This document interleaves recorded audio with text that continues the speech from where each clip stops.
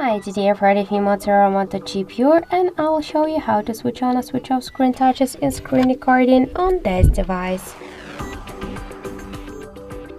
So first we should open the settings application and then scroll and tap to the display section. Then scroll a little bit more down and you'll see here screen record. Just settings. Just to record touch points, you should use this switcher, so click to the switcher to activate it or to turn it off.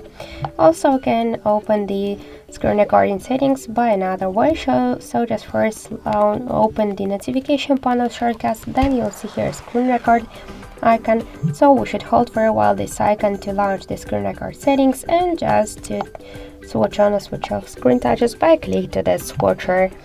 So that's it guys, thank you for watching, and if you find this video helpful, don't forget to leave a like, comment and to subscribe our channel.